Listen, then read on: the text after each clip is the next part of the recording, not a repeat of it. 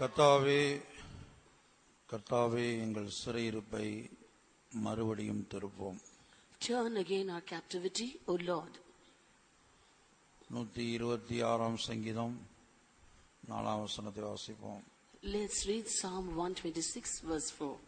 கர்த்தாவே தெற்கத்தி வெள்ளங்களை திருப்புவது போல எங்கள் சிறையிருப்பை திருப்பும். Turn again our captivity, O Lord, as the streams in the south. தெற்கத்தி வெள்ளங்களை திருப்புவது போல கர்த்தாவே எங்கள் சிறையிருப்பை மறுபடியும் திருப்போம். Turn again our captivity, O Lord, as the streams in the south. கர்த்தருடைய பரிசுத்த நாமத்திற்கு மகிமை உண்டாகட்டும். Glory be to God's holy name. Tamil வேதத்திலே மறுபடியும் என்கிற வார்த்தை இல்லை. In the Tamil Bible, the term again is not used. மூல பாஷையிலும் ஆங்கிலத்திலும் மறுபடியும் என்ற வார்த்தை பயன்படுத்தப்பட்டிருக்கிறது. In the original language and in English, the term again is used. அதனுடைய அர்த்தம் தேவனுடைய சொந்த ஜனங்கள் இதற்கு முன்பு பல சிறையிருப்புகளிலே சிக்கிக் கொண்டிருக்கிறார்கள். The meaning of that is God's own people had been caught in earlier captivities. கடந்த காலங்களில் அந்த சிறையிருப்புகளில் இருந்தெல்லாம் தேவன் அவர்களை விடுவித்திருக்கிறார். And in the past, God had delivered from all those captivities. இதோ இப்போது மறுபடியும் கர்த்தரின் பார்வைக்கு பொல்லாப்பானதை செய்து பாபிலோனின் சிறையிருப்பிலே சிக்கிக் கொண்டிருக்கிறார்கள். Behold, now once again they have done evil in the sight of the Lord and have now been caught in the Babylonian captivity. கடந்த காலங்களிலே அவருடைய வாழ்க்கையில் வந்த சிறையிருப்பை குறித்து நாம் தியானிக்க ஆரம்பித்தோம். And we have started meditating about their earlier captivities. மீதியானியருடைய கரத்திலே கர்த்தர் 7 வருடம் அவர்களை ஒப்புக் கொடுத்தார். The Lord delivered them into the hands of the Midianites for 7 years. அடுத்தபடியாக அம்மோன் புத்திரருடைய கரத்திலும் பெலிஸ்தருடைய கரத்திலும் 18 வருடம் ஒப்புக் கொடுத்தார். Next, in the hands of the children of Ammon and in the hands of the Philistines, the Lord delivered them for 18 years. மறுபடியும் பெலிஸ்தருடைய கரத்திலே 40 வருடம் ஒப்புக் கொடுத்தார். Once again, he delivered them into the hands of the Philistines for 40 years. இந்த சிறையிருப்புக்கு, இந்த 3 சிறையிருப்புக்கும் காரணம் என்ன என்று நாம் ஆராய்ந்து பார்ப்போமானால், கர்த்தரின் பார்வைக்கு பொல்லாப்பானதை செய்தார்கள் என்று இந்த 3 சிறையிருப்புக்கும் காரணம் சொல்லப்பட்டிருக்கிறது. If we try to find out the reason behind the 3 captivities, we can find that it is written, they did evil in the sight of the Lord. நாம் நேற்றைய தினத்திலே கர்த்தரின் பார்வைக்கு பொல்லாப்பானதை செய்த இஸ்ரவேலின் ராஜாக்கள், யூத ராஜாக்களை குறித்து நாம் பார்த்தோம். Yesterday we saw of the kings of Israel and the kings of Judah who did evil in the sight of the Lord. இஸ்ரவேலின் ராஜாவாகிய உம்ரியை குறித்து அவன் கர்த்தரின் பார்வைக்கு பொல்லாப்பானதை செய்தான் என்று எழுதப்பட்டிருக்கிறது. It is written about King Omri, the king of Israel, that he did evil in the sight of the Lord. சாலமோனை குறித்து, About Solomon, ஆகாபை குறித்து, about Ahab, பாசாவை குறித்து, about Baasha, யெரொபெயாமை குறித்து, about Jeroboam, சிம்ரியை குறித்து, about Zimri, அகசியாவை குறித்து, about Ahaziah, யோராமை குறித்து, about Jehoram, யூத ராஜாவாகிய யோராமை குறித்து, and about Joram, the king of Judah, யூத ராஜாவாகிய அகசியாவை குறித்து, about Ahaziah, the king of Judah, யோவாகாசை குறித்து, about Jehoahaz, யோவாசை குறித்து, about Joash, யெரொபெயாமை குறித்து, about Jeroboam, சகரியா ராஜாவை குறித்து, about Zechariah, மெனாகேம் ராஜாவை குறித்து, about King Menahem, பெக்காகியா ராஜாவை குறித்து, about King Pekahiah, பெக்கா ராஜாவை குறித்து, about King Pekah, ஒசேயா ராஜாவை குறித்து, about King Hosea, மனாசே ராஜாவை குறித்து, about King Manasseh, ஆமோன் ராஜாவை குறித்து, about King Ammon, யோயாக்கிம் ராஜாவை குறித்து, about King Jehoiakim, யோயாக்கீன் ராஜாவை குறித்து, about King Jehoiakim. இத்தனை ராஜாக்களை குறித்தும் கர்த்தர் சொல்லுகிறார், இவர்கள் கர்த்தரின் பார்வைக்கு பொல்லாப்பானதை செய்தார்கள். About all these kings, the Lord says, they did evil in the sight of the Lord. அப்ப இதுல பல ராஜாக்கள் கர்த்தரின் பார்வைக்கு பொல்லாப்பானதை செய்தார்கள் என்று சொல்லும்போது பல ராஜாக்கள் செய்தது என்ன? When it is written that these kings did evil in the sight of the Lord, what was the evil committed by most of the kings? யெரொபெயாமின் பாவங்களை பின்பற்றி நடந்தார்கள் என்று எழுதப்பட்டிருக்கிறது. It is written that they followed the sins of Jeroboam. யெரொபெயாம் கர்த்தரின் பார்வைக்கு பொல்லாப்பானதை செய்ததாக கர்த்தர் எந்த பாவத்தை குறிப்பிடுகிறார்? About what sin did the Lord specify that Jeroboam sinned against the Lord? விக்கிரக ஆராதனையை. It is idolatry. விக்கிரக ஆராதனையை கர்த்தர் தன்னுடைய பார்வைக்கு பொல்லாப்பானதை செய்ததாக குறிப்பிடுகிறார். When he followed idolatry, the Lord said that he did evil in the sight of the Lord. உபாகமம் 4 அதிகாரம் 25 வசனம். Deuteronomy chapter 4 verse 25. நீங்கள் பிள்ளைகளும் பிள்ளைகளின் பிள்ளைகளும் பெற்று தேசத்தில் வெகுநாள் இருந்த பின்பு நீங்கள் உங்களை கெடுத்து யாதொரு விக்கிரகத்தையாவது யாதொரு சாயலான சுரூபத்தையாவது பண்ணி உன் தேவனாகிய கர்த்தருக்கு கோபம் உண்டாக்க அவர் பார்வைக்கு பொல்லாப்பானதை செய்தாள். When thou shalt beget children and children's children, and ye shall corrupt yourselves, and make a graven image or the likeness of anything, and shall do evil in the sight of the Lord thy God, to provoke him to anger. இங்கே விக்கிரக ஆராதனை கர்த்தரின் பார்வைக்கு பொல்லாப்பானது என்று கர்த்தர் சொல்வதை பார்க்கிறோம். Here we see that the Lord states that idly was an evil against the sight of the Lord. இதைத்தான் நாம் வாசித்த பட்டியலிலே காணப்பட்ட அநேக ராஜாக்கள் செய்தார்கள். This was a sin committed by most of the kings whose list we read now. பிதாவாகிய தேவனுக்கு முன்பாக நாம் ராஜாக்களும் ஆசாரியர்களுமாய் இருக்கிறோம் என்று நாம் ஒவ்வொருவரும் ராஜாக்களும் ஆசாரியர்களுமாய் இருக்கிறோம் என்று பார்த்தோம். We saw that every one of us are kings and priests before God and the Father. வெளிப்படுத்தின விசேஷம் 1 அதிகாரம் 6 வசனத்திலே. The book of Revelation chapter 1 verse 6. நம்மிடத்தில் அன்பு கூர்ந்து தமது இரத்தத்தினாலே நம்முடைய பாவங்கள நம்மை கழுவி தம்முடைய பிதாவாகிய தேவனுக்கு முன்பாக நம்மை ராஜாக்களும் ஆசாரியர்களும் ஆக்கின அவருக்கு மகிமையும் வல்லமையும் என்றென்றைக்கும் உண்டாயிருப்பதாக. ஆமேன். And hath made us kings and priests unto God and his Father. To him be glory and dominion forever and ever. Amen. கர்த்தருடைய பரிசுத்த நாமத்திற்கு மகிமை உண்டாகட்டும். Praise be to God's holy name. நாம் ஒவ்வொருவரும் பிதாவாகிய தேவனுக்கு முன்பாக ராஜாக்களும் ஆசாரியர்களுமாய் மாற்றப்பட்டிருக்கிறோம். Every one of us have been made as kings and priests before God and the Father. நம்முடைய ஜீவியத்திலே கர்த்தரின் பார்வைக்கு பொல்லாப்பானதை செய்யக்கூடியவர்களாக நாம் காணப்படக்கூடாது, அல்லது அப்படி நம்மை மாற்றக்கூடிய விக்கிரக ஆராதனை நம்முடைய ஜீவியத்தில் இருக்கக்கூடாது. In our lives, we should not do evil against the sight of the Lord. That is, we should not yield ourselves to idolatry.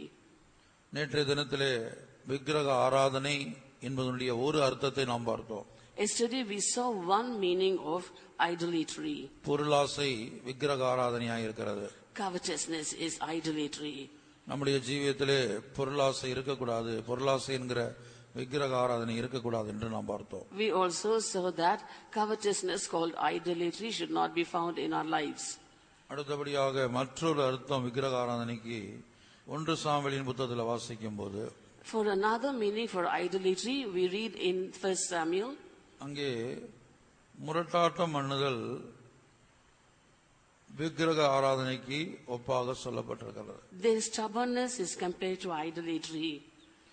1 Samuel 15 அதிகாரம் 23 வசனம். 1 Samuel chapter 15 verse 23. இரண்டகம் பண்ணுதல் பில்லி சூனிய பாவத்திற்கும் முரட்டாட்டம் பண்ணுதல் அவபக்திக்கும் விக்கிரகாராதனைக்கும் சரியாய் இருக்கிறது. நீர் கர்த்தருடைய வார்த்தையை புறக்கணித்தபடியினாலே அவர் உம்மை ராஜாவாயிராதபடிக்கு புறக்கணித்து தள்ளினார் என்றான். For rebellion is as the sin of witchcraft, and stubbornness is as iniquity and idolatry. Because thou hast rejected the word of the Lord, he hath also rejected thee from being king. முரட்டாட்டம் பண்ணுதல் விக்கிரக ஆராதனைக்கு ஒப்பாக இங்கே சொல்லப்பட்டிருக்கிறது. Here stubbornness is compared to idolatry. ஆகவே நம்முடைய ஜீவியத்திலே தேவனுடைய வார்த்தைக்கு, அதாவது இங்கே சவுலை பொறுத்தவரையிலும் தேவனுடைய வார்த்தையை அவன் புறக்கணித்து தள்ளினான். Here when we see the life of Saul, he rejected the word of the Lord. இதுதான் அவனுடைய வாழ்க்கையிலே வந்த முரட்டாட்டமாக இருக்கிறது. This was the stubbornness found in his life. அதாவது தேவனுடைய வார்த்தைக்கு ஒரு முறை நாம் கீழ்ப்படியாமை காட்டினால் அது கீழ்ப்படியாமை. When we disobey the word of the Lord once, that is disobedience. ஒரே காரியத்தை குறித்து தேவன் நம்மிடத்திலே பலமுறை இடைப்பட்டும் எச்சரித்தும் நாம் திரும்ப திரும்ப அந்த காரியத்தை செய்வோமானால் அதுதான் தேவனுடைய பார்வையிலே முரட்டாட்டமாய் இருக்கிறது என்று ஒரு வேத வல்லுநர் குறிப்பிடுகிறார். A biblical expert says it this way: if for one particular reason the Lord is time and again dealing with us and we are not obedient to his words, then it is called stubbornness. இதைத்தான் அடிக்கடி கடிந்து கொள்ளப்பட்டும் தன் பிடரியை கடினப்படுத்துகிறவன் சகாயமின்றி சடுதியில் நாசமடைவான் என்று நாம் பார்க்கிறோம். This is what is written, that he that is often reproved hardeneth his neck shall suddenly be destroyed, and that without remedy. நீதிமொழிகள் 29:1. In Proverbs chapter 29 verse 1. அடிக்கடி கடிந்து கொள்ளப்பட்டும் தன் பிடரியை கடினப்படுத்துகிறவன் சகாயமின்றி சடுதியில் நாசமடைவான். He that being often reproved hardeneth his neck shall suddenly be destroyed, and that without remedy. அப்ப நம்முடைய ஜீவியத்திலே ஆண்டவர் ஒரு காரியத்தை சொல்லும்போது அந்த காரியத்துக்கு முதலாவது நாம் கீழ்ப்படிந்து ஒப்பு கொடுக்க வேண்டும். Therefore, when the Lord tells us something in our life, immediately we must yield and be obedient. இங்கே சவுலை பொறுத்தவரையிலும் சாமுவேல் மூலமாகத்தான் கர்த்தருடைய வார்த்தை சவுலுக்கு அறிவிக்கப்பட்டது. Here, as far as Saul was concerned, the word of the Lord was delivered unto him through Samuel. Samuel மூலமாக கர்த்தருடைய வார்த்தை சவுலுக்கு சொல்லப்பட்ட போது அவன் அதை கர்த்தருடைய வார்த்தையாக எடுத்துக்கொள்ளாமல் சாமுவேல் என்கிற ஒரு தனிப்பட்ட மனிதனுடைய வார்த்தையாக எடுத்துக்கொண்டான். Here, when the word of the Lord was sent to Saul through Samuel, he did not take those words as the word of the Lord God, but he considered them as the words of an individual man. நம்முடைய வாழ்க்கையிலும் பல சந்தர்ப்பத்தில் கர்த்தருடைய ஊழியர்கள் மூலமாக தேவன் நம்மிடத்தில் பேசும்போது நாம் துணிகரமாக அதற்கு கீழ்ப்படியாமை காட்டி அல்லது முரட்டாட்டம் பண்ண காரணம் என்னவென்று சொன்னால் அதை கர்த்தருடைய வார்த்தை என்று நம்முடைய ஜீவியத்தில் எடுக்காதபடினாலேதான். Even in our lives, when we are being told certain things by the saints of God or the workers of God, we do not consider them as the words of God, but presumptuously we consider them as a word of a man. அமலேக்குக்கு உண்டான எல்லாவற்றையும் முற்றிலும் அழித்து போட வேண்டும் என்பதுதான் சவுலுக்கு சொல்லப்பட்ட Samuel மூலமாய் சொல்லப்பட்ட கர்த்தருடைய வார்த்தை. The word of the Lord that was delivered unto Saul through Samuel was that he had to utterly destroy all that pertained unto Amalek. Samuel மூலமாய் சொல்லப்பட்ட கர்த்தருடைய வார்த்தையை சவுல் அலட்சியம் பண்ணினான். Saul despised the words of the Lord that was sent through Samuel. ஆடு மாடுகள்ல முதல் தரமானவைகள் இரண்டாம் தரமானவைகள் என்று பிரித்து அதை கொண்டு வந்ததாக பார்க்கிறோம். He categorized the goat and the lambs as first quality and second quality and brought it back. இரண்டாவதாக சாமுவேல் வந்து சவுலிடத்தில் விசாரித்த போது தன்னுடைய தவறை அவன் ஒத்துக்கொள்ளவில்லை. Secondly, when Samuel came and inquired Saul, he did not acknowledge his errors. இதான் அவனுடைய ஜீவியத்தில் காணப்படுகிற முரட்டாட்டத்தின் அனுபவம். This is the experience of stubbornness found in his life. அவன் நியாயம் பேசக்கூடியவனாய் இருந்தான். He was justifying himself. 1 Samuel 15ஆம் அதிகாரத்திலே வாசிக்கும் போது When we read in 1 Samuel chapter 15, 15ஆம் வசனத்திலே அவன் தன்னுடைய தவறை மனங்கசந்து அழுது கண்ணீர் விட்டு ஒப்புக்கொள்ளவில்லை. in verse 15 we can see that he did not acknowledge his faults and errors and did not weep bitterly for that. அதற்கு சவுல் அமலேக்கியரிடத்திலிருந்து அவைகளை கொண்டு வந்தார்கள். ஜனங்கள் ஆடு மாடுகளில் நலமானவைகளை உம்முடைய தேவனாகிய கர்த்தருக்கு பலியிடும்படிக்கு தப்ப வைத்தார்கள். மற்றவைகளை முற்றிலும் அழித்து போட்டோம் என்றான். And Saul said, they have brought them from the Amalekites, for the people spared the best of the sheep and of the oxen to sacrifice unto the Lord thy God, and the rest we have utterly destroyed. இங்கே சவுலுடைய வார்த்தையை கவனியுங்கள். Here listen carefully to the words of Saul. ஜனங்கள் கொண்டு வந்தார்கள். The people brought, ஜனங்கள் தப்ப வைத்தார்கள். the people spared. ஆனா அழித்து போட்ட விஷயத்துல நாங்கள் அழித்து போட்டோம், முற்றிலும் அழித்து போட்டோம் என்று சொல்கிறான். But in the matters concerning destroying, he said, we utterly destroyed. அதுல தன்னை சேர்த்து கொண்டான். There he included himself. ஆனா குற்றத்தை ஜனங்கள் மேல போட்டான். But he laid the sins on the people. அப்ப தன்னுடைய தவற அவன் ஒன்று அவனுடைய வாழ்க்கையில ஒரு பெரிய கீழ்ப்படியாம, First, there was a great disobedience in his life. இரண்டாவது ஐயோ நம்ம ஆண்டவர் சொன்ன வார்த்தையை மீறிட்டோமே என்கிற அந்த உணர்வு அவனுக்கு இல்லாம அவன் மற்றவர்களை குறை சொல்லிக் கொண்டிருக்கிறான். Second, he did not have the remorse saying, oh, I have disobeyed the words of the Lord. Instead, he was putting the blame on the others. Samuel சொல்றான் அந்த பேச்சை விடும். And Samuel said, stop speaking. 16ஆம் வசனத்தின் ஆரம்பத்தில் வாசிக்கும் போது, In the beginning of verse 16, அப்பொழுது Samuel அந்த பேச்சை விடும். போதும். then Samuel said unto Saul, stay. அந்த பேச்சை விடுன்ட்டான். He said, stop speaking. ஏன்னா வளவளன்னு நியாயம் பேசிட்டு இருக்கிறான். For he was keeping on justifying himself. கர்த்தருடைய வார்த்தையை மீறிட்டமேங்கிற பயம் இல்ல. He did not have the fear that he had transgressed the word of the Lord. Samuel அவன் அற்பமா நினைச்சிட்டான். He had lightly esteemed Samuel. Saul வந்து சாமுவேல் அற்பமா எண்ணி விட்டான். Saul lightly esteemed Samuel. அவனுடைய மனதுல என்னன்னு சொன்னா, சாமுவேல் சொன்னதை நான் செய்யல, அவ்வளவுதான். And in his thought, he was under the thought that he did not obey the words of Samuel. ஆனா அது சாமுவேலுடைய வார்த்தை அல்ல. But those were not the words of Samuel. அது கர்த்தருடைய வார்த்தை. Those were the words of the Lord. நம்முடைய ஜீவியத்திலும் கூட Even in our lives, பல்வேறு சந்தர்ப்பங்கள்ல in various circumstances, தேவன் ஊழியர்கள் மூலமாய் பேசும்போது when God speaks through the workers of God, அதை ஏதோ பிரதர் வார்த்தை பாஸ்டர் வார்த்தை நம்ம எடுத்துக்கிறோம். we consider them as the words of the brother or the words of a pastor. அதை அலட்சியம் பண்றோம். We despise that. அடிக்கடி அதை மீறி நடக்கிறோம். We quite often transgress it. இதான் முரட்டாட்டம் என்கிற விக்கிரக ஆராதனை. This is called stubbornness, the idolatry. ஒவ்வொரு காரியத்திலும் நீங்க பாத்தீங்கன்னா தேவன் கொடுக்கிற பிரமாணம், பரிசுத்தவான்கள் கொடுக்கிற பிரமாணம், ஒரு சின்ன விஷயத்தையும் மீறி மீறி மீறி நடந்துகிட்டே இருப்போம் வருஷ கணக்கா. And we can see in every matter, even though it is very small, we keep on transgressing the laws given by the Lord and the saints.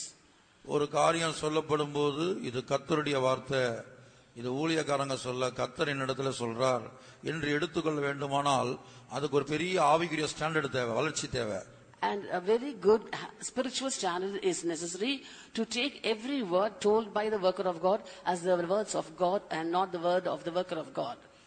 இந்த சத்தியத்துக்கு வந்து ஆரம்ப நாட்களில் நாம் கவனித்து பார்த்தால், When we look into our beginning in this faith, இந்த சபையை பற்றி நமக்கு ஒன்றும் தெரியாது. we knew nothing about this church. நம்ம முதலாக புதிதாக இந்த சபைக்கு வந்தபோது, When we were new to this church, அது எந்த பரிசுத்தவான் இருந்தாலும் சரி, whoever the saint may be, அவர் என்ன சொன்னாலும் சரி, whatever he says, அந்த வார்த்தை வந்து நமக்கு வேத வாக்காக அல்லது தேவ வாக்காக காணப்பட்டது.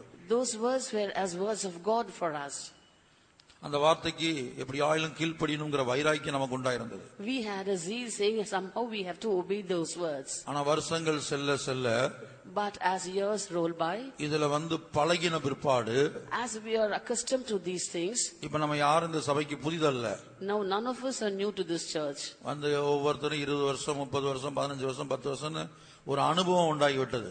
Everyone has got an experience, some 20, some 30, some 10 and some 15. அதனால நம்முடைய ஜீவியத்துல அலட்சியங்களும் பெருகி கொண்டு வருகிறது. And so we are negligent in our lives. ஆரம்பத்தில் உண்டான அந்த தெய்வ பயம் இன்றைக்கு நமக்கு இல்ல.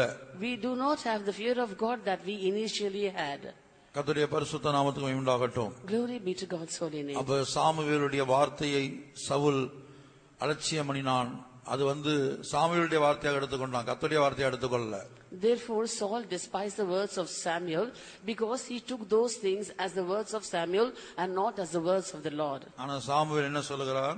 But what did Samuel say? 15ஆம் அதிகாரம் நான் வாசித்த 23ஆம் வசனத்துல, நீ கர்த்தருடைய வார்த்தையை புறக்கணித்தபடினால அவர் உம்மை ராஜாவாயிராதபடிக்கு புறக்கணித்து தள்ளினார். In 1 Samuel 15 verse 23 it is written, because thou hast rejected the word of the Lord, he hath also rejected thee from being king. ஒன்று நிச்சயம், One is sure, எப்போதெல்லாம் கர்த்தருடைய வார்த்தையை நம்முடைய வாழ்க்கையில் நாம் புறக்கணித்து தள்ளுகிறோமோ அப்போது தேவனும் நம்மை புறக்கணித்து தள்ளுகிறார். whenever we reject the word of the Lord, then and there the Lord rejects us also. இப்படி புறக்கணித்து தள்ளினார்னு சொன்ன உடனே, When we say he rejected them, அவ சவுலுக்குள்ள ஒரு மனஸ்தாபம், ஒரு அது வந்து உண்மையான மனஸ்தாபம் அல்ல, ஒரு மாயமான மனஸ்தாபம் அவனுக்குள்ள உண்டாகிறது. There was an hypocritical repentance in Saul. இதுபோல நம்முடைய ஜீவியத்துல தேவனுடைய வார்த்தைக்கு மீறி கீழ்ப்படியாமை காட்டி நாம் தொடர்ந்து ஜீவிப்போமானால் அது முரட்டாட்டமா இருக்கிறது. அதுதான் விக்கிரக ஆராதனை. In our lives too, if we keep on transgressing the commandments of the Lord, that amounts to stubbornness in our life, which is called idolatry. கர்த்தருடைய பரிசுத்த நாமத்திற்கு மகிமை உண்டாகட்டும். Glory be to God's holy name. ஆகவே இந்த நாட்களிலே நமக்கு கொடுக்கப்படுகிற சத்தியங்களுக்கு முதலாவது நாம் கீழ்ப்படிய ஒப்பு கொடுக்க வேண்டும். Therefore, in these days, we have to obey and submit ourselves to the truths that have been given to us. சில சத்தியங்கள் ஒருவேளை உடனடியாக நமக்கு கைக்கொள்ள முடியாத ஒரு சூழ்நிலை இருக்கலாம். We might be pushed into a circumstance from where we are not able to obey one or two truths. ஆனா அப்போது நாம் என்ன செய்ய வேண்டும்? What should we do then? அதை கர்த்தருடைய வார்த்தை என்று விசுவாசித்து, ஆண்டவரே அதன்படி ஜீவிக்க எனக்கு பலன் தாரும், கிருபை தாரும் என்று நாம் வாஞ்சித்து கதற வேண்டும். We have to believe that those two are the words of the Lord and have to desire and cry aloud to the Lord, saying, Lord, give me grace and give me strength to follow these words too. தேவனுடைய வார்த்தையை அற்பமாய் எண்ணி அலட்சியப்படுத்துகிற சுபாவம் ஒருபோதும் நம்முடைய ஜீவியத்துல வருவதற்கு இடம் கொடுக்கக்கூடாது. Never should we give room to underestimate the word of God and despise that in our lives. நமக்கு சொல்லப்பட்டதான கர்த்தருடைய வார்த்தையை, பரிசுத்தவான்கள் மூலமாய் சொல்லப்பட்டதான வார்த்தையை கர்த்தருடைய வார்த்தை என்று விசுவாசிக்கக்கூடிய இருதயத்தை நாம் கர்த்தரிடத்திலிருந்து பெற்றுக்கொள்ள வேண்டும். We have to receive a heart which is able to believe the words of the workers of God as the words of God. கர்த்தருடைய பரிசுத்த நாமத்திற்கு மகிமை உண்டாகட்டும். Glory be to God's holy name. இப்படி வேதத்துல சவுலை போன்று சில மனிதர்களை நாம் எடுத்துக்கொள்வோமானால், And we consider certain men from the scripture who were like Saul. அவர்கள் தங்களுடைய ஜீவியத்துல கர்த்தர் எச்சரித்தும் கர்த்தர் சொல்லியும் முரட்டாட்டம் பண்ணுவதை, விசேஷமாக சாலமோனை குறித்து எடுத்துக்கொண்டால், And they, in their lives, when the words of God were sent unto them, they had withstood it and also were stubborn towards it. When we consider the life of Solomon, அவனுடைய கடைசி நாட்களிலே அவன் ஒரு பின்மாற்றக்காரனாய் மாறி போனான். in the latter end, he became a backslider. விக்கிரக ஆராதனைக்காரனாய் மாறி போனான். He became an idolater. காரணம், அநேக ஸ்திரீகளை அவன் விவாகம் பண்ணி இருந்தான். The reason was he had married many women. அப்ப அந்த அநேக ஸ்திரீகள் மேல அவங்க என்ன சொல்றாங்களோ அதற்கு கீழ்ப்படிந்து அவர்களை பிரியப்படுத்தக்கூடியவனாய் மாறி போனான். And he had married many women and he had to listen to their words and also had to please them. அவனுக்கு கர்த்தரை பிரியப்படுத்தக்கூடிய அனுபவத்தை காத்துக்கொள்ள முடியல. He could not preserve the experience of pleasing the Lord. தன்னுடைய ஜீவியத்தில் விக்கிரக ஆராதனைக்காரனாய், அந்த விக்கிரக ஆராதனைக்கு அடிமைப்பட்டவனாய் மாறி போனான். In his life, he became an idolater himself. இப்ப கர்த்தர் 2 தடவை தரிசனமாகி உணர்த்துகிறார், பேசுகிறார். The Lord appeared unto him in a vision twice and spoke to him directly. ஆனாலும் அவனுக்கு அந்த அனுபவத்தை விட்டு வெளியே வர முடியாமல் போய்விட்டது. Yet he could not come out of his situation. இதுதான் அவனுடைய வாழ்க்கையில வந்த முரட்டாட்டத்தின் அனுபவம். This was the stubbornness found in his life. தேவன் ஒரு குறிக்கப்பட்ட காரியத்தை குறித்து, ஒரே காரியத்தை குறித்து திரும்ப திரும்ப நம்மிடத்துல சொல்ல வேண்டிய சூழ்நிலையை நாம் ஏற்படுத்தக்கூடாது. We should not make the Lord to time and again repeat the same matter to us. கர்த்தர் ஒரு தரம் விளம்பினார், 2 தரம் கேட்டிருக்கிறேன். The Lord had spoken once and twice have I heard it. கர்த்தர் ஒரு தரம் விளம்பினார். The Lord spoke once. ஆனா நம்ம கேட்கிறது 2 தடவை கேட்ட மாதிரி இருக்கணும். But it should be as though we have heard it twice. அவர் ஒரு தடவை பேசினாலே, ஒரு தடவை சொன்னாலே நம்ம 2 தடவை கேட்ட மாதிரி எடுத்துக்கணும். Even though he speaks only once, we must take it as though we have heard it twice. அதை விடுத்து அவரை 100 தடவை 1000 தடவை நம்ம பார்த்து ஒரே காரியத்தை இதை செய்யாத என்று 1000 முறை அல்லது 100 முறை அவர் நம்மை பார்த்து சொல்லத்தக்கதான சூழ்நிலையை ஏற்படுத்தக்கூடாது. Instead of that, we must not create a situation so that he is asking us to speak the same thing 100 times or 1000 times. சங்கீதத்திலே வாசிக்கும்போது, when we read in Psalm 62 verse 11, God hath spoken once, twice have I heard this, that power belongeth unto God. தேவன் ஒரு தரம் விளம்பினார், 2 தரம் கேட்டிருக்கிறேன், வல்லமை தேவனுடையது என்பதே. தேவன் ஒரு தரம் விளம்பினார், 2 தரம் கேட்டிருக்கிறேன். God had spoken once, twice have I heard this. ஒரு எக்கோ போல. It comes as an echo.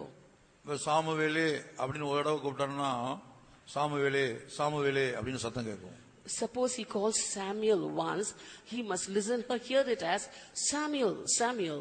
ஆதாமே என்று கூப்பிட்டா ஆதாமே ஆதாமே. When he calls Adam, he must hear Adam, Adam. அப்ப ஆண்டவர் ஒரு தரம் விளம்பினால் நமக்கு 2 தரம் கேட்க வேண்டும். அவ்வளவு தெளிவாக நம்முடைய செவிகள் இருக்க வேண்டும். When God speaks once, we must hear it twice. Our ears must be so sharp. ஆனால் இந்த முரட்டாட்டம் பண்ணி கீழ்ப்படியாம காண்பித்து காண்பித்து பழகினவர்களுக்கு ஆண்டவருடைய சத்தம் கேட்கவே கேட்காது. 1000 முறை பேசினாலும் கேட்காது, ஒரு முறை கேட்காது. 1000 முறை ஆண்டவர் பேசினாலும் ஒரு முறை கேட்காது. But people who are stubborn and have the experience of disobeying always, even though the Lord speaks 1,000 times also, they can't hear it even once. ஆனா தேவ சித்தம் செய்ய விரும்பி வாஞ்சித்து ஆண்டவர் எப்போது பேசுவார், கர்த்தாவே சொல்லும் அடியேன் கேட்கிறேன் என்கிற இடத்துல இருக்கிறவங்களுக்கு கர்த்தர் ஒரு முறை சொன்னா போதும், அது அவங்களுக்கு 2 தடவை கேட்கும். But there are people who are very attentive to the Lord's call and are expecting the Lord to speak to them so that they can obey. For such people, when they say, Lord speak, Lord thy servant heareth, even if he utters once, it is enough for them. சிலர் நினைப்பாங்க தேவங்கள்ட்ட நேரடியா சொல்லட்டும் நாங்க செய்யலாம். And certain people have a desire that God should directly speak. அப்படி சிலருடைய முரட்டாட்டம்.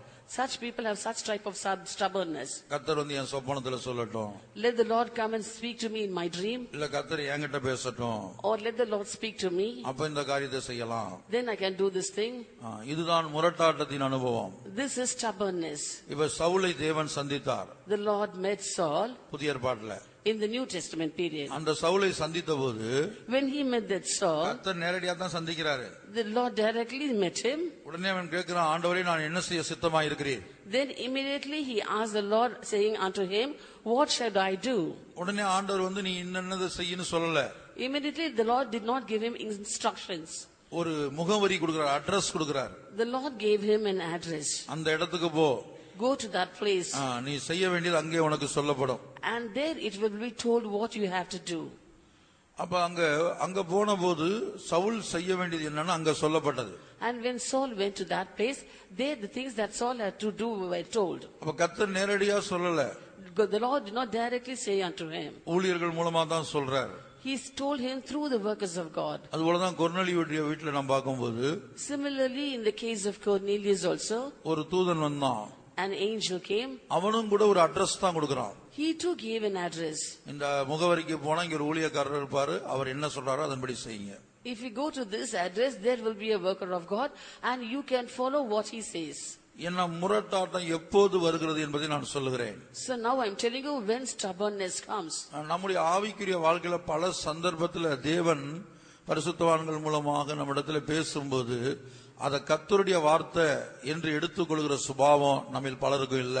In our spiritual life, in many circumstances, when the Lord is speaking to us through the saints, many of us do not have the habit of considering the words of the saints as the words of God.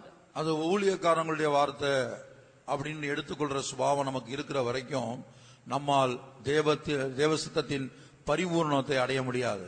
And as long as we consider those words, the words of the workers of God, we cannot be perfected in the will of God. சில வேளை பேசுற ஊழியக்காரங்களை நம்ம பார்ப்போம். At times we look at the servants of God who are speaking. அவங்களை குறித்து நாம் ஏதாவது காரியங்கள் கேள்விப்பட்டிருப்போம்.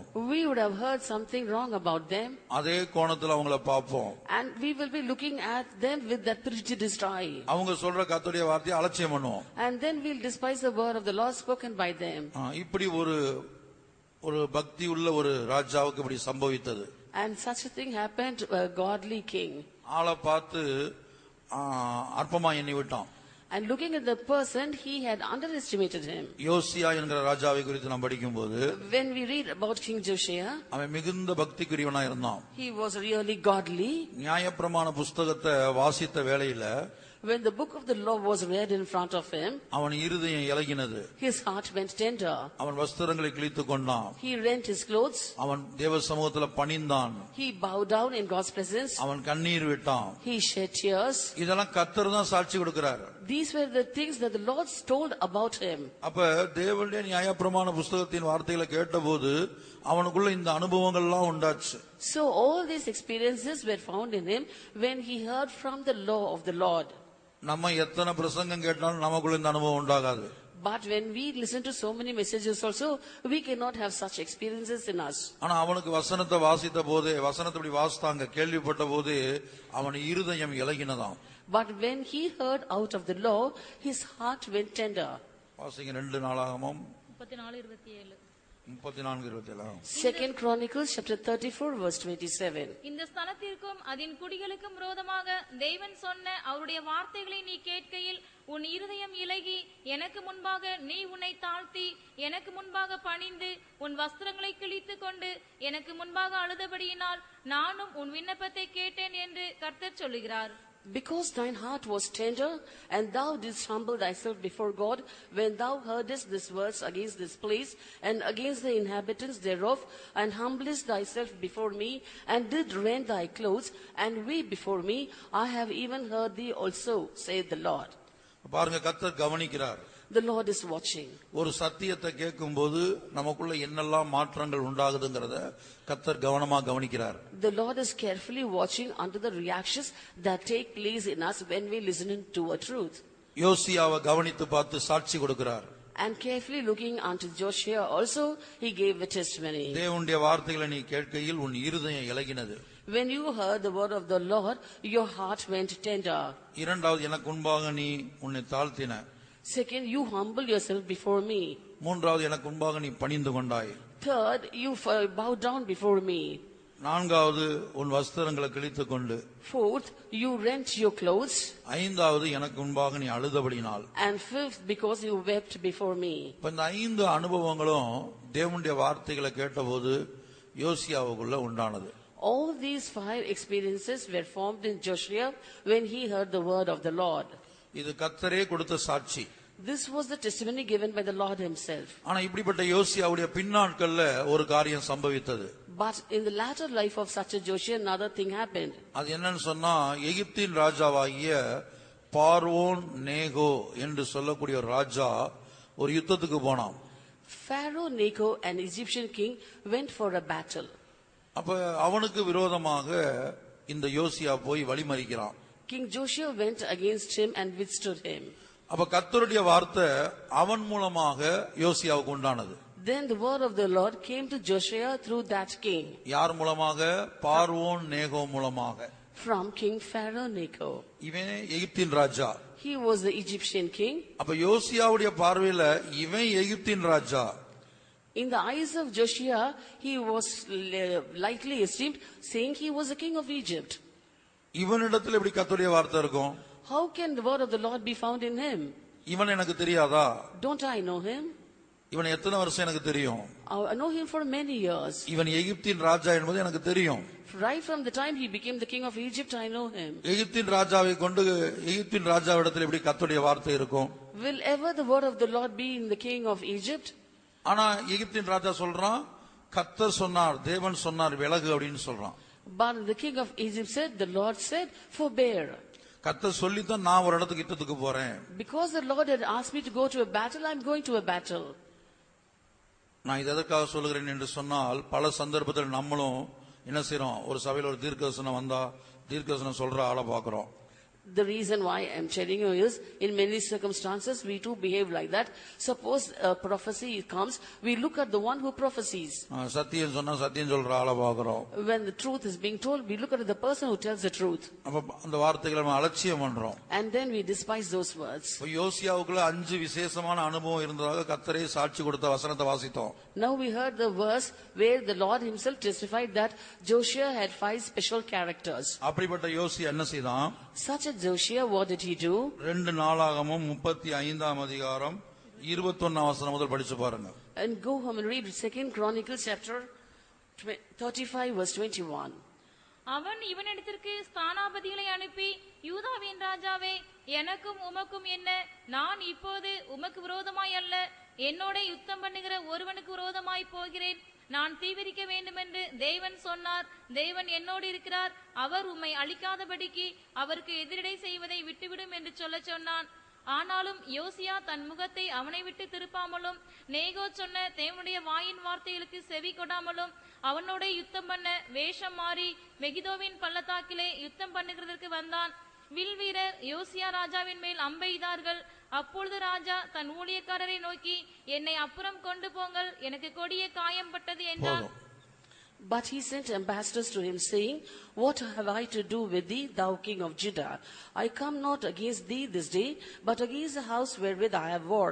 For God commanded me to make haste, forbear thee from meddling with God, who is with me, that he destroy thee not. Nevertheless Joshua would not turn his face from him, but disguised himself, that he might fight with him, and hearkened not unto the words of Necho from the mouth of God, and came to fight in the valley of Megiddo. 34ஆம் அதிகாரத்தில் நாம் வாசிக்க கேட்டோம். தேவனுடைய வார்த்தைகளை கேட்டபோது அவன் பணிந்தான் என்று எழுதப்பட்டிருக்குது. In 34th chapter we read, when he heard the words of the law, he bowed down. அதற்கு ஒரு வேத வல்லுநர் விளக்கம் கொடுக்கும்போது சாஸ்தாங்கமா விழுந்துட்டான் அந்த வார்த்தைகளை கேட்கும்போது. A biblical expert gives an explanation saying, when he heard the words of the law, he prostrated. கர்த்தருடைய வார்த்தைகளை நம்ம எல்லாம் உட்கார்ந்து கேட்கிறோம். அந்த வார்த்தையை கேட்டபோது அவன் என்ன செய்யறான்? முகங்குப்புற தரையில விழுந்துட்டான் அந்த ராஜா. We sit and listen to the words of God, but that king, when he heard the words of God, he prostrated. அவ்வளவு ஒரு பக்திக்குரிய ராஜாவே. That king was so godly.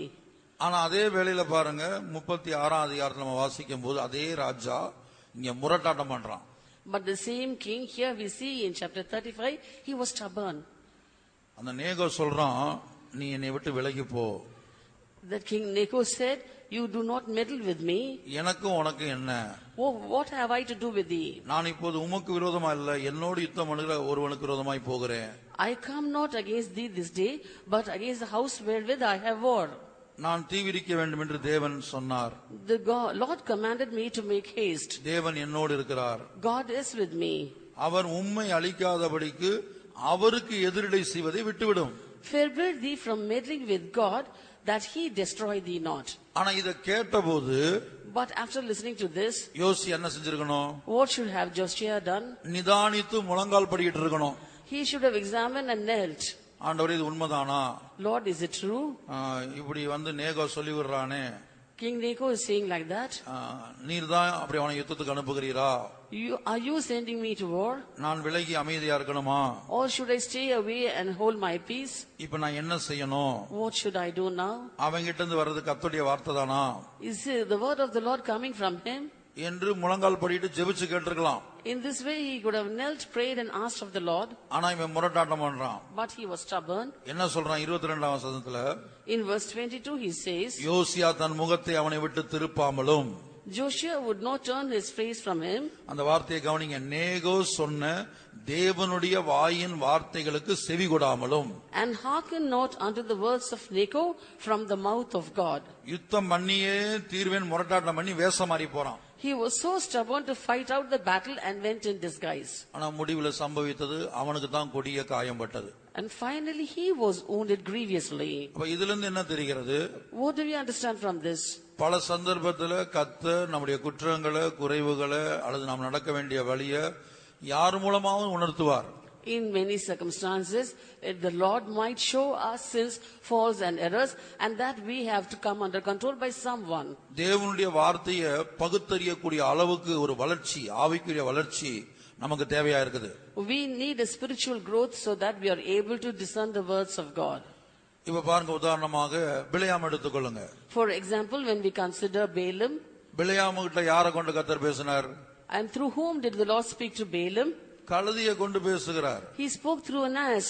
இந்த கழுதை என்ன சொல்றது, நான் என்ன கேட்கறது நம்ம இருந்திருந்தான்னு சொன்னா, and he had said, how come this ass is speaking and why should I listen to it? அன்றைக்கு பிலேயாமுடைய தலை போயிருக்கும். Then Balaam should have lost his head. ஏன்னா உருவின பட்டயத்தோடு அங்க கர்த்தருடைய தூதனானவர் நிக்கிறார். For the angel of the Lord was standing there with the sword drawn out. அப்ப கழுதை பேசினத அவன் என்ன செய்யறான்? கேட்கிறான். So he hearkened to the words of the ass. அதைத்தான் பேதுரு சொல்கிறார், பேசாத மிருகம் மனுஷர் பேச்சை பேசி தீர்க்கதரிசியுடைய மதிகேட்டை தடுத்தது. That is what Apostle Peter says, the dumb as speaking with man's voice forbade the madness of the prophet. நாம் என்றைக்கும் ஒரு மனிதனுடைய ஜீவியத்தை வைத்து அவங்களை அலட்சியம் பண்ணி அவர்கள் மூலமாய் சொல்லப்படுகிற தேவனுடைய வார்த்தைகளை நாம் என்ன செய்யக்கூடாது, அள்ளத்தட்டக்கூடாது, அலட்சியம் பண்ணக்கூடாது. Therefore, at any time, looking at the life of a person, we must not despise his words and also the words of God sent through that man. சவுலுடைய வாழ்க்கையில முரட்டாட்டம் வந்துச்சு, காரணம் அவன் சுபாவம் அப்படி. Saul had stubbornness in his life because his nature was like that. அவன் Samuel இடத்துல முரட்டாட்டம் பண்ணக்கூடியவனா இருந்தான். He was stubborn to Samuel. உதாரணமா பாத்தீங்கன்னா ஒரு இடத்துக்கு சவுல் வந்து சாமுவேலை கூப்பிடுறான். For example, Saul called Samuel. அவனுக்குள்ள எத்தனை முரட்டாட்டம் இருக்குங்கிறத பாருங்க. Just look at the number of stubbornness he had. சாமுவேலை ஜெபிக்கிறதுக்காக கூப்பிடுறான். He called Samuel to pray. அப்ப சாமுவேல் சொல்றான், இல்ல நான் உங்க கூட வரல. Then Samuel said, I'm not coming with you. இப்ப நீங்க வந்து உங்க வீட்டுல வந்து ஜெபம் பண்ண வாங்க, என் கடையில ஜெபம் பண்ண வாங்க, அங்க வாங்க இங்க வாங்கன்னு கூப்பிடுறீங்க. Then suppose now you come and call us saying, come to our house to pray or come to our shop to pray. நடத்திப்பு இருந்தா ஊழியக்காரங்க வருவாங்க. If the leaders of God have leading, they'll come. Saul வந்து தேசத்துக்கே ராஜா, நீ ராஜாவா இருந்தாலும் நடத்திப்பு இல்லைன்னா உன் கூட நான் வர முடியாது. Saul was the king of the land. Similarly, you might be a king, but if we do not have the leading, we cannot come to the place where you call. நான் வரலைன்னு சொன்னா விட்டுறணும். If I say I'm not coming, you must leave me. ஆனா இவன் முரட்டாட்டம் பண்றான். But he was stubborn. இல்ல நீ வந்தே ஆகணும். No, you have to come. பிடிச்சு சால்வையை பிடிச்சு தொங்குறான். சாமுவேலுடைய சால்வையை பிடிச்சு தொங்குறான். He was taking hold of the mantle of Samuel. தேவசித்தபடி வாங்கன்னு சொல்லணும். They must call us according to the will of God. கர்த்தர் சித்தமான வாங்கன்னு சொல்லணும். They will say, God willing, come. இல்ல நீங்க என் கூட வாங்க. No, you have to come with me. வாசிங்க 1 சாமுவேல்ல வாசிக்கும் போது In 1 Samuel 15:25. 1 Samuel chapter 15 verse 25. இப்போதும் நீ என் பாவத்தை மன்னித்து நான் கர்த்தரை பணிந்து கொள்ளும்படிக்கு என்னோடே கூட திரும்பி வாரும் என்றான். சாமுவேல் சவுலை பார்த்து, நான் உம்மோடே கூட திரும்பி வருவதில்லை. கர்த்தருடைய வார்த்தையை புறக்கணித்தீர். நீர் இஸ்ரவேலின் மேல் ராஜாவாயிராதபடிக்கு கர்த்தர் உம்மையும் புறக்கணித்து தள்ளினார் என்றான்.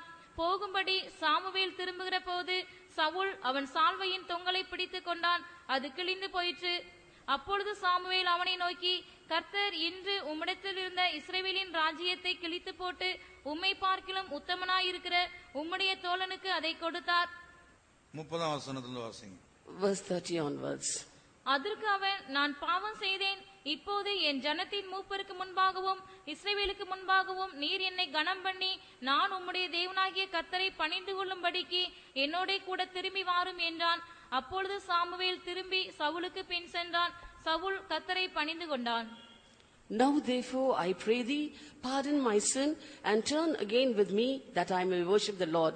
And Samuel said unto Saul, I will not return with thee, for thou hast rejected the word of the Lord, and the Lord hath rejected thee from being king over Israel.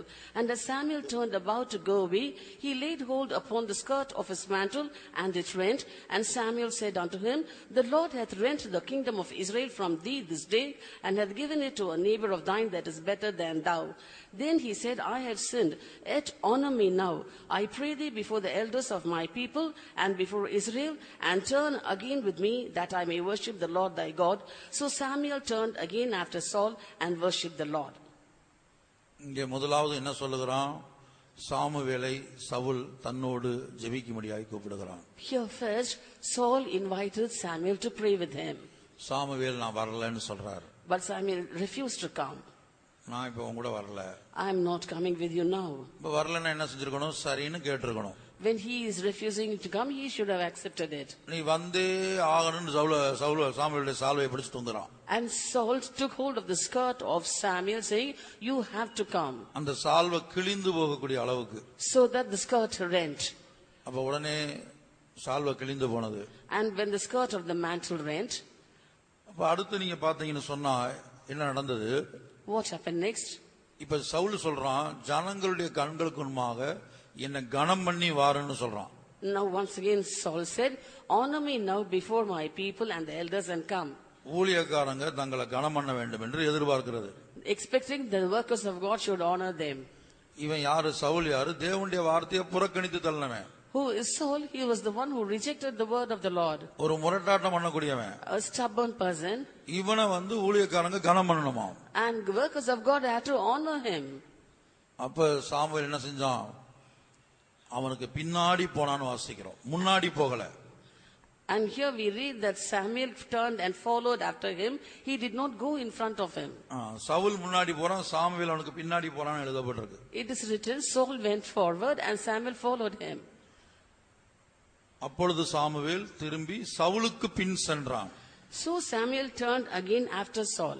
ஊழியக்காரங்க உங்க பின்னாடி வரக்கூடிய ஒரு சூழ்நிலையை உண்டாக்க கூடாது. You must not create a situation where the workers of God are coming behind you. ஊழியர்களுக்கு பின்னாடி நீங்க இருக்க வேண்டும். You have to be behind the workers of God. நடத்திப்பு இல்லை என்று சொன்னால் வற்புறுத்த கூடாது, கட்டாயப்படுத்த கூடாது. If they do not have the leading, you must not force or compel them. ஒரு தடவை வேண்டாம்னு சொல்லியாச்சுன்னா அதுக்கப்புறம் அதை பத்தி பேசக்கூடாது. If they say that you shouldn't do that once, you should not speak about it afterwards. பிலேயாமுடைய வாழ்க்கையில அதான் சம்பவித்தது. That was what happened in the life of Balaam. Balaam ஆண்டவர்ட்ட விசிட்டிங் போறேன்னு கேட்டான். Balaam came and asked the Lord, Lord, I want to go visiting. Visiting போறேன், மோவாப்ல இருந்து வந்திருக்காங்க, என்னை கூப்பிடுறாங்க ஜெபிக்கிறதுக்கு. The princes of Moab have come and called me to pray, so I am going to go visiting. கர்த்தருடைய முதல் வார்த்தை என்ன? போக வேண்டாம். The first word from the Lord was that he should not go. சரி, நீ சொல்றான் அவங்ககிட்ட, நீங்க போங்க, கர்த்தர் என்னை போக வேண்டான்றாருன்றான். And so he came to the princes of the Moabites and said, you can go, and the Lord has not allowed me to go with you. உடனே அவங்க போயிட்டாங்க. And so they left. மறுபடியும் அந்த மோவாபின் ராஜா அதிக கனமான பிரபுக்கள் அனுப்பினான். And once again the king of Moab sent more honorable princes. இப்ப இந்தியாவுல கேபினெட் மினிஸ்டர் போல வைத்துக் கொள்ளுங்க. So like the cabinet ministers of India. கனமிக்க பிரபுக்கள் தேடி வர்றாங்க. Honorable princes came seeking him. நீங்க கண்டிப்பா வரணும். You have to come. எங்க தேசத்துக்கு வரணும். You have to come to our land. எங்க வீட்டுக்கு வந்து ஜெபம் பண்ணணும். You have to come to our house to pray. நீங்க ஜெபிச்சீங்களா ஆசீர்வதிக்கணும். You have to pray and bless us. அப்ப இந்த பிலேயாம் என்ன பண்ணா? What did Balaam do? மறுபடியும் போற ஆண்டவர்ட்ட. Once again he went to the Lord. இருங்க, நான் மறுபடியும் ஆண்டவர்ட்ட கேட்டு வர்றேன். Just wait, let me ask the Lord. இவன் மறுபடியும் ஆண்டவர்ட்ட போயிருக்கவே கூடாது. He shouldn't have gone to the Lord the second time. சொல்லியாச்சு, நீ போக வேண்டாம்னு சொல்லியாச்சு. The word came from the Lord saying you should not go. அது யார் வந்தாலும் அதான் பதில். Whoever comes, that is the answer. ஆனா இவன் என்ன செஞ்சான்? But what did he do? இவனுக்கு எப்படி அங்க போகணும்? He had a thought to go there. அங்க போனா ஏதாவது கிடைக்கும்.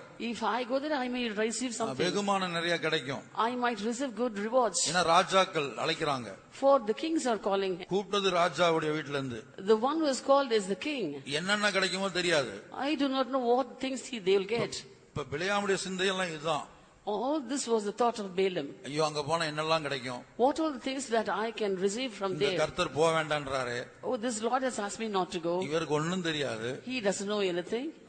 அப்படின்னு சொல்லிட்டு மறுபடியும் நாம கேக்குறேன்னு சொல்றான். Saying so, he said, let me go and ask once again. நீங்க இங்க இருங்க, நான் மறுபடியும் போய் ஆண்டவர்ட்ட கேக்குறேன். Wait here, I'll once again go and ask the Lord. மறுபடியும் போய் கேக்குறான். He once again went and asked the அப்ப Lord. கர்த்தர் நீ போன்றார். So the Lord now said, you can go. இவனுக்கு பயங்கர சந்தோஷம். He was terribly happy. கர்த்தர் என்னை போக சொல்லிட்டார். The Lord has asked me to go. ஆனா புறப்பட்டு போகிற வழியில தான் அங்க என்னது, உருவின பட்டயத்தோடு அங்க கர்த்தருடைய தூதனானவர் இருக்கிறார். But when he started his journey, on the way, this angel of the Lord stood before him with the sword drawn out. இங்க ஒரு கேள்வி. Here is a question. கர்த்தர் சொல்லித்தானே இவன் புறப்பட்டு வர்றான். Now he has come only by the word of the Lord. கர்த்தர்ட்ட அனுமதி வாங்கிட்டு தானே வர்றான். He has got permission from the Lord. பின்னையும் பட்டயத்தோட வழியில நிக்கணும். And why then should the angel stand in the way with the sword drawn out? அங்க ஆண்டவர் என்ன சொல்லுகிறார்? What did the Lord say? உன் வழி எனக்கு மாறுபாடாக இருக்கிறதினால் உனக்கு எதிரியாக புறப்பட்டு வந்தேன்.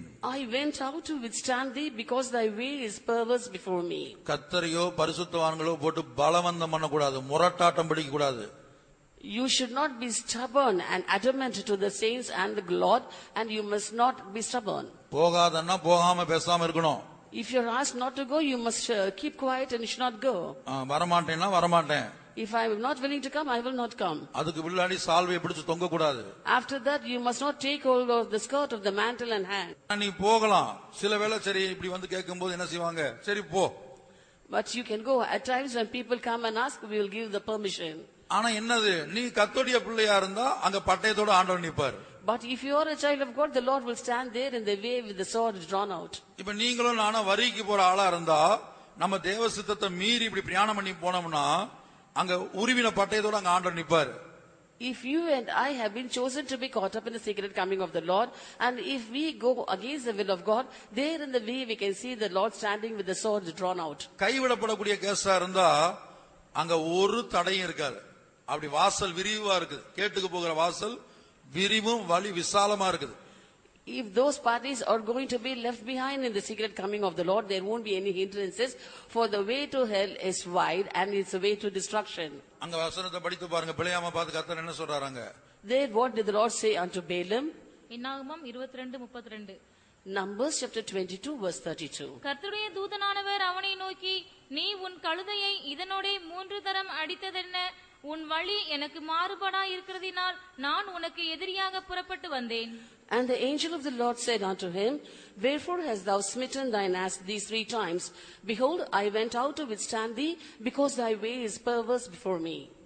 இங்கே இவனுடைய வாழ்க்கையில அவனுடைய வழி மாறுபாடா இருக்குதுன்னு கர்த்தர் சொல்றார். அது என்ன மாறுபாடா இருக்குது? Here the Lord says that his life was perverse before him. What was that? அதான் முரட்டாட்டம் என்கிற சுபாவம். That is the nature of stubbornness. முதல் கேட்ட வெள்ள போக வேண்டாம்னு சொல்லியாச்சு. First when he asked, he was not allowed to go. அடுத்து கர்த்தரா கூப்பிட்டு நீ போன்னு சொன்னா தான் அடுத்த விஷயத்தை பார்க்கணும். Next, if the Lord himself calls and asks you to go, then you can start your work. திரும்ப திரும்ப வந்து கேட்க கூடாது. Again and again you must not come and ask. அப்படி கேட்டால் சில வேளை போ. In case if you ask like that, at times you might be allowed to go. ஆனா தேவசித்தத்தை குறித்து நாம் பார்க்கிறோம். ஒன்று வெளிப்படுத்தப்பட்ட தேவசித்தம், மற்றொன்று அனுமதிக்கப்பட்ட தேவசித்தம். That is what about the will of God we can see there are 2 ways. One is the revealed will of God and the other the permitted will of God. பிழையாம பார்த்து நீ போக வேண்டாம்னு கர்த்தர் சொன்னது வெளிப்படுத்தப்பட்ட தேவசித்தம். When the Lord said unto Balaam, you should not go, that was a revealed will of God. ஆனா திரும்ப திரும்ப வந்து கேட்டபோது போ அப்படின்னு அனுமதிக்கிறார். அனுமதிக்கப்பட்ட தேவசித்தம். But when he again and again came and asked permission, the Lord said you can go. That is the permitted will of God. நம்ம ஒருபோதும் அனுமதிக்கப்பட்ட தேவசித்தம் செய்யக்கூடாது. அப்ப இந்த முரட்டாட்டத்தை குறித்து நாம் பிழையாமுடைய வாழ்க்கையில காணப்பட்ட முரட்டாட்டத்தை குறித்து பார்க்கிறோம். அதுபோல நம்ம சவுலுடைய வாழ்க்கையில குறித்து காணப்பட்ட முரட்டாட்டத்தை குறித்து பார்க்கிறோம். So in stubbornness we saw the stubbornness in the life of Balaam and the stubbornness in the life of Saul. ஆனா யோசியா ஒரு வெளியேறப்பட்டவன். But Joshua was precious. ஆனா அவனுடைய வாழ்க்கையிலும் கூட ஒரு முரட்டாட்டம் வர காரணம் என்ன? What was the reason for stubbornness to find its way in his life? யோசியாவுடைய வாழ்க்கையில முரட்டாட்டம் வர காரணம் என்ன? What was the reason for stubbornness to come in the life of Joshua? அவன் அந்த ராஜாவை பார்த்து அற்பமா எண்ணிவிட்டான். He lightly esteemed that king. இவன் எகிப்தின் ராஜா. After all, he is the king of Egypt. இவனை கொண்டு கர்த்தர் என்கிட்ட பேசுவாரா? Will the Lord speak to me through him? இவன் பேசுறது கர்த்தருடைய வார்த்தையா இருக்குமா? And will the words of God be there in his mouth? ஆகவே அப்படி அற்பமா நினைச்சபடினாலதான் So as he lightly esteemed him, அந்த மனிதனுடைய வார்த்தையா எடுத்துக்கொண்டான். and he took those as the words of men. தேவனுடைய வாயின் வார்த்தைகளை எடுத்துக்கொள்ளல. He never took those as the words of the mouth of God. அதனால என்ன சம்பவித்தது? What happened because of that? நான் யுத்தத்துக்கு போயே அவன் முரட்டாட்டம் பண்ணி போறான். He was very stubborn to go to the battle and went. கடைசில கொடிய காயம் பட்டது அவனுக்கு. And finally he was wounded grievously. பிற்பாடு அதே வழியில மரித்து போனான். And later by that wound he died. மரணம் வந்தது. He had to face death. அப்ப இன்றைக்கு நம்ம பலருடைய வாழ்க்கையில கொடிய காயம் காணப்படுகிறது. But today in our lives also we are wounded grievously. இங்கே முரட்டாட்டம் சுபாவம் காணப்படுகிறதோ அவருடைய ஆத்மாவுல கொடிய காயம் காணப்படும். Where the nature of stubbornness is, there will be grievous wounds in their soul. ஆகவே முரட்டாட்டம் என்பது விக்கிரக ஆராதனையாயிருக்கிறது. Therefore stubbornness is idolatry. அது கர்த்தரின் பார்வைக்கு பொல்லாப்பானதா இருக்கிறது. That is evil in the sight of the Lord. இப்ப 3 மனிதர்களுடைய ஜீவியத்தை பரிசுத்த ஆவியானவர் நமக்கு முன்பாக வைத்திருக்கிறார். Now the Spirit of the Lord has placed the lives of 3 men before us. ஒன்று சவுலுடைய ஜீவியம். First the life of Saul. சவுலுடைய ஜீவியத்துல 2 காரியங்களை பார்த்தோம். We saw 2 things in the life of Saul. ஒன்று அமலேக்குக்கு உண்டான எல்லாவற்றையும் ஆண்டவர் கர்த்தர் அழித்து போடு என்று சாமுவேலை வைத்து சொன்னார். The Lord spoke to Saul through Samuel, asking him to utterly destroy all that pertained unto Amalek. அதை அவன் மீறினான். He transgressed. அதை சாமுவேலுடைய வார்த்தை என்று எடுத்துக்கொண்டான். He took those as the words of Samuel. அதனால கர்த்தர் அவனை புறக்கணித்து தள்ளினார். So the Lord rejected him. இரண்டாவது சவுலுக்குள்ள காணப்பட்ட இரண்டாவது முரட்டாட்டம் என்ன? What was the second stubbornness found in Saul? சாமுவேலை ஜெபிக்கும்படி கூப்பிட்டான். He called Samuel to pray. தன்னோடு கூட வரும்படி கூப்பிட்டான். He called him to come with him. Samuel நான் உன்னோட வரலன்னு சொன்னார். But Samuel refused to go with him. நான் உன்னோட வரல. I will not return with you. அப்ப சரின்னு விட்டுருக்கணும். So he should have left him off. அந்த வார்த்தைக்கு பயந்து இருக்கணும். He should have feared that word. சரி கர்த்தர் எப்ப சொல்றாரோ அப்ப வாங்கன்னு சொல்லி தன்னை தாழ்த்தி இருக்கணும். He should have humbled humbled himself and said, so when the Lord allows you, you can come. ஆனா இவன் சொல்றான், ஜனங்களுடைய கண்களுக்கு முன்பாக என்னை கனம் பண்ணும்படியா நீ வாருன்றான். But he says, you have to come to honor me before the people. இன்னைக்கு ஊழியக்காரங்க ஜனங்களை கனம் பண்ண வேண்டும் என்று ஜனங்கள் எதிர்பார்க்க கூடாது. Today the people should not expect that the workers of God should honor them. கர்த்தருடைய பரிசுத்த நாமத்துக்கு உண்டாகட்டும். Glory be to God's holy name. கடைசியில சாமுவேல் பின்னாடி போனான். So Samuel went after Saul. சவுலுக்கு பின்னாடி போக வேண்டிய சூழ்நிலை. A circumstance arose where he had to go behind Saul. இதுதான் சவுலுடைய வாழ்க்கையில இருந்து ரெண்டு வித முரட்டாட்டமான காரியங்கள். These are the two stubbornness found in the life of Saul. சவுலுடைய வாழ்க்கையில எத்தனையோ வந்தது, நான் உதாரணத்துக்கு ரெண்டு சொல்றேன். There were many found in the life of Saul. I am giving these two examples. அடுத்து பிலேயாமுடைய வாழ்க்கையில Next, in the life of Balaam, கர்த்தர் போக வேண்டாம்னு சொல்றார். the Lord had clearly asked him not to go. அப்ப முதல்ல போக மாட்டேன்னு தீர்மானிச்சிட்டான். First he decided not to go. அவனுக்கு துக்கம் தான், He had a grief with it. சந்தோஷம் கிடையாது. He was not happy. நீங்க அந்த வசனத்தை படிச்சு பாத்தீங்கன்னா அவங்கள்ட்ட வந்து சொல்றான், கர்த்தர் என்னை வந்து விட மாட்டாரு. அவரோட அர்த்தம் என்ன, எனக்கு வர ஆசை, அவர் விடாதனாலதான் உங்க வீட்டுக்கு நான் வரல. He came and told the nobles of Moab, saying, the Lord does not allow me to go. The meaning is, I have a liking to come, but because the Lord is not permitting me, I am not going. தன்னை தப்பித்துக் கொள்றது, தான் மேல ஜனங்களுக்கு வருத்தம் வந்துடக்கூடாது. So that he could escape the blame. அதாவது மோவாபின் பிரபுக்களுக்கு பிலேயாம் மேல வருத்தம் வந்துடக்கூடாது. That is, the princes of Moab should not have any hard feeling towards Balaam. Numbers chapter 22 verse 13. பிலேயாம் காலமே எழுந்து பாலாகின் பிரபுக்களை நோக்கி, நீங்கள் உங்கள் தேசத்துக்கு போய்விடுங்கள், நான் உங்களோட கூட வருகிறதற்கு கர்த்தர் எனக்கு உத்தரவு கொடுக்க மாட்டோம் என்கிறார் என்று சொன்னான். பாருங்க, கர்த்தர் எனக்கு உத்தரவு கொடுக்க மாட்டாரு. The Lord is refusing me to allow. எனக்கு உத்தரவு கொடுத்தா நான் வந்துருவேன். And if the Lord gives me permission, I will come. வந்து என்ன சொல்லிருக்கணும்? What should he have told? இவங்க நான் உங்க கூட வர்றதில்ல, நீங்க போங்க அப்படி சொல்லிருக்கணும். He should have said, I am not coming with you, you can go. அப்ப அவங்களுக்கு யார் மேல வருத்தம் வந்திருக்கும்? Then against whom will they have a grief? பிலேயாம் மேல வருத்தம் வந்திருக்கும். Against Balaam. அப்ப இவன் என்ன செய்யறான்? டெக்னிக்கா, கர்த்தர் எனக்கு உத்தரவு தர மாட்டாரு, நான் என்ன செய்யட்டும்? உங்க கூட வர்றதுக்கு கர்த்தர் எனக்கு உத்தரவு தர மாட்டாரு. He smartly said, the Lord refuseth to leave me to go with you. What can I do? சரி, அவங்க போயிட்டாங்க. So they left. அவன் விடல. அவன் பாருங்க, அந்த அடுத்து வந்து அவனுக்குள்ள காணப்பட்ட முரட்டாட்டம் அந்த மோவாபின் ராஜாவுக்குள்ள. Next we can see of the stubbornness found in the king of Moab. சரி, கர்த்தர் விட மாட்டேன்னு சொல்லிட்டாரு அப்படின்னு சொன்னா பேசாமல் இருக்கணும். So when he was told that the Lord has refused to leave him to go, he should have kept silence. கனமிக்க பிரபுக்களை கூப்பிடுறான், பெரிய பெரிய மனுஷர்களை கூப்பிடுறான், நீங்க போங்க, நீங்க போய் கூப்பிட்டு வாங்க. Now he was calling for more honorable princes and asked them to go and bring Balaam. உடனே கனமிக்க பிரபுக்கள் வந்து அந்த வசனத்தை வாசிங்க. Next read that verse. 15. Verse 15. Palak மறுபடியும் அவர்களிலும் கனவான்களான அதிக பிரபுக்களை அனுப்பினான். அதிகமானவர் வந்துட்டாங்க தேடி. And more honorable. ஐயோ, நீங்க வந்தே ஆகணும். You have to come. வந்து சும்மா கால் வச்சுட்டு போயிருங்க. Just come, step in and go. வந்தே ஆகணும். You have to come. கனமிக்க பிரபுக்கள் வந்தாச்சு. Honorable princes came. அடுத்து Next. அவர்கள் பிலேயாமிடத்தில் போய் அவனை நோக்கி, சிப்போரின் குமாரனாகிய பாலாக் எங்களை அனுப்பி, நீர் என்னிடத்தில் வருகிறதற்கு தடைபட வேண்டாம், உம்மை மிகவும் கனம் பண்ணுவேன், நீர் சொல்வதையெல்லாம் செய்வேன், நீர் வந்து எனக்காக அந்த ஜனங்களை சபிக்க வேண்டும் என்று சொல்லச் சொன்னார் என்றார்கள். பிலேயாம் பாலாகின் ஊழியக்காரருக்கு பிரதித்திரமாக, பாலாக் எனக்கு தன் வீடு நிறைய வெள்ளியும் பொன்னும் தந்தாலும், சிறிய காரியமானாலும் பெரிய காரியமானாலும் செய்யும் பொருட்டு என் தேவனாகிய கர்த்தரின் கட்டளையை நான் மீறக்கூடாது. ஆகிலும் கர்த்தர் இனிமேல் எனக்கு என்ன சொல்லுவார் என்பதை நான் அறியும்படிக்கு நீங்களும் இந்த ராத்திரியிலே இங்கே தங்கியிருங்கள் என்றான். ஏற்கனவே கர்த்தர் சொல்லிட்டாரு போக கூடாதுன்னு. ஆனா இவன் பெரிய டைலாக் பேசுறான், நான் கர்த்தருடைய கட்டளையை மீற கூடாது, உங்க வீட்டுல பாதி கொடுத்தாலும் பொண்ணு கொடுத்தாலும் வெள்ளி கொடுத்தாலும் எனக்கு விஷயம் இல்ல. ஆனா உள்ள அதெல்லாம் விஷயம். ஆனா வாயில பேசிட்டு விஷயம் இல்லைன்னா என்ன செஞ்சிருக்கணும்? வெளியே போடான்னு சொல்லிருக்கணும். விஷயம் இல்லைன்னா நான் தான் அன்னைக்கே வரமாட்டேன்னு சொல்லிட்டு போ, வெளியில கர்த்தர் என்னை கூப்பிட்டு போன்னு சொன்னா நான் வருவேன், போ. Actually, earlier the Lord had not allowed him to go, but later as his heart was bent upon taking all the rewards offered by Balak, he wanted to ask the princes to tarry the night there and told unto them, let me go and ask permission of the Lord once again. But actually, heart of hearts, he had a desire to receive all the rewards. கத்தர் இன்னும் என்ன சொல்றாருன்னு பாருங்க, இங்க தங்கிருங்க, நான் போய் கேட்டு வந்துறேன்னு வரான். He said unto them, tarry here this night, that I may know what the Lord will say unto me. இதான் பிலேயாமுடைய வாழ்க்கையில காணப்பட்ட முரட்டாட்டம். This was a stubbornness in the life of Balaam. மூன்றாவது யோசியாவுடைய வாழ்க்கையிலே காணப்பட்ட முரட்டாட்டம். Third, the stubbornness found in the life of Josiah. தேவனுடைய வாயின் வார்த்தைகளுக்கு செவி கொடாமல் அவன் முரட்டாட்டம் பண்ணி வேஷம் மாறி யுத்தத்துக்கு போகிறான். He did not listen to the words of the mouth of God. He was stubborn and went to fight the battle in disguise. ஆகவே இந்த மூன்று சுபாவங்களோடு இப்ப நம்முடைய ஜீவியத்தை ஒப்பிட்டு பாருங்க. So now compare your lives with these three characters. சவுலை போன்ற சுபாவம் நமக்குள்ள இருக்குதா? Have we got the natures of Saul? இல்ல பிலேயாமை போன்ற சுபாவம் நமக்குள்ள இருக்குதா? Or have we got the natures of Balaam? இல்ல அதுவும் இல்ல, நான் ரொம்ப பக்திக்குரியவன் அப்படின்னு சொன்னா யோசியாவை போல சுபாவம் இருக்குதா? But if you say, no, not these, for I am more godly, now find out if you got the nature of Josiah. ஆளை பார்த்து கீழ்ப்படிக்கிறோமா? Are we obeying, looking at the person? ஆளை பார்த்து தேவனுடைய வார்த்தைகளை கனம் பண்றோமா?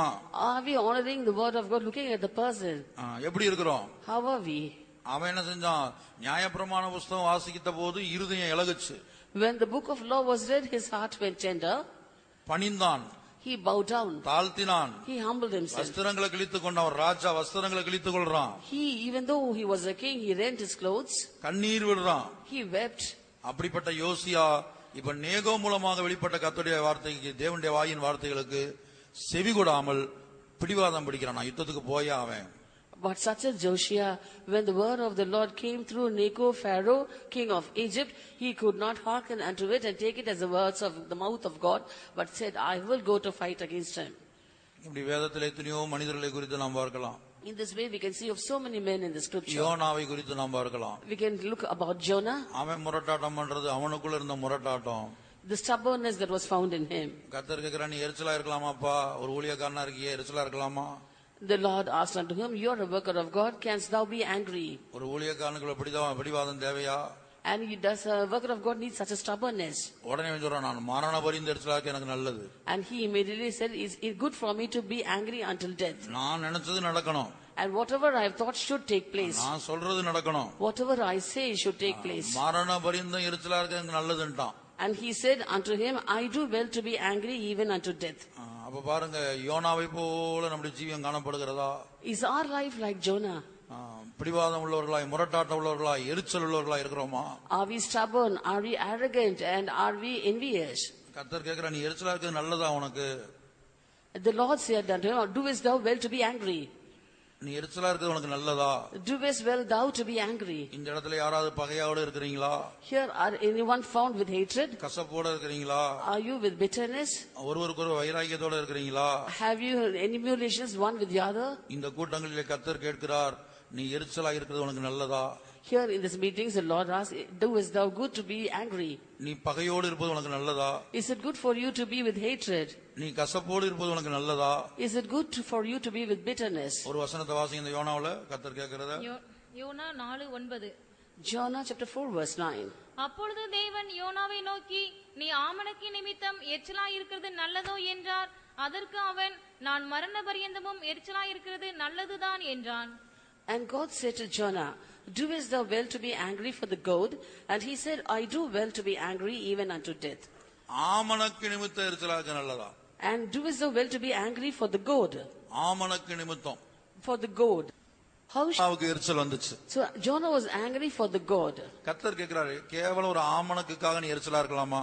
And the Lord asked him, doest thou well to be angry for the goad? இவன் சொல்றான், நான் மரண பரியந்த எரிச்சலா இருக்க எனக்கு நல்லதுதான். And he said, I do well to be angry even unto death. கர்த்தருடைய பரிசுத்த நாமத்துக்கு மகிமை உண்டாகட்டும். Glory be to God's holy name. ஒப்பு கொடுப்போமாக. Let us submit. ஒரு ஆழமான சுத்திகரிப்பை வாஞ்சிப்போம். Let us desire a deep cleansing. கர்த்தர் இறங்கி வந்து நம்மை சுத்திகரிக்கட்டும். Let the Lord come down and sanctify us. தேவன் இறங்கி வந்து நம்மை சுத்திகரிக்கட்டும். Let God come down and sanctify us. சொல்லுங்க, ஆண்டவரே முரட்டாட்டம் எனக்கு வேண்டாம். Say out, Lord, I don't need stubbornness. இப்ப என் ஜீவியத்துல முரட்டாட்டம் இருக்குது. Now stubbornness is found in my life. உங்களை பத்தி தேவன் பேசின இந்த வார்த்தைக்கு முன்பாக நான் குற்றவாளியா இருக்கிறேன். Before the words of the Lord, I am a sinner.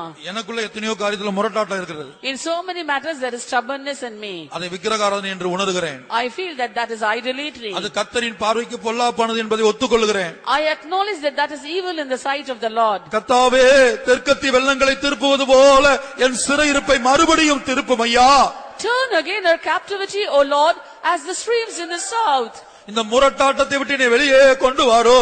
Lord, bring me out of this stubbornness. இந்த முரட்டாட்டம் எனக்கு வேண்டாம். I don't need stubbornness. உன்னுடைய என்னுடைய நம்முடைய இயேசுக்குள்ள இந்த முரட்டாட்டம் இல்லவே இல்லை. And in Jesus, who's yours, mine and us, the stubbornness was not found. அவர் தன்னை பலியாய் ஒப்புக்கொடுத்து சிலுவையிலே தொங்கிக் கொண்டிருக்கிறார். He offered himself as a sacrifice and is hanging on the cross. தன்னை பலியாய் ஒப்புக்கொடுத்து சிலுவையிலே தொங்கிக் கொண்டிருக்கிறார். He has offered himself as a sacrifice and is hanging on the cross. நாம் நம்மை பலியாய் ஒப்புக்கொடுப்போமாக. Let us also offer ourselves as a நாமும் sacrifice. இயேசுவை போல நம்மை பலியாய் ஒப்புக்கொடுப்போமாக. Let us also offer ourselves as a sacrifice like Jesus. நம்முடைய இஷ்டம் ஒன்று வேண்டாம். Not our wish. அந்த பிடிவாதம் வேண்டாம். No need to be அந்த stubborn. முரட்டாட்டம் வேண்டாம். No need of stubbornness. அந்த விக்கிரகாராதனை வேண்டாம். No need of idolatry. இயேசு போதும். Jesus is enough. இயேசு போதும். Jesus is enough. இயேசு மாத்திரம் போதும். Jesus alone is enough. ஆமென். அல்லேலூயா.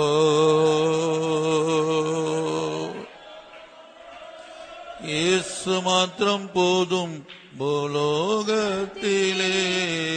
இயேசு மாத்திரம் போதும் பூலோகத்திலே. என் நேசரை போல வேறாரையும் காணே. நேசரை போல வேறாரையும் காணே. இயேசு மாத்திரம் போதும் பூலோகத்திலே. இயேசு மாத்திரம் போதும் பூலோகத்திலே. என் நேசரை போல வேறாரையும் காணேன். என் நேசரை போல வேறாரையும் காணேன். இயேசு மாத்திரம் போதும் பூலோகத்திலே. இயேசு மாத்திரம் போதும் பூலோகத்திலே. என் நேசரை போல வேறாரையும் காணேன். என் நேசரை போல வேறாரையும் காணேன். இயேசு மாத்திரம் போதும் பூலோகத்திலே. இயேசு மாத்திரம் போதும் பூலோகத்திலே. இயேசு மாத்திரம் போதும் பூலோகத்திலே. இயேசு மாத்திரம் போதும் பூலோகத்திலே. இயேசு மாத்திரம் போதும் பூலோகத்திலே.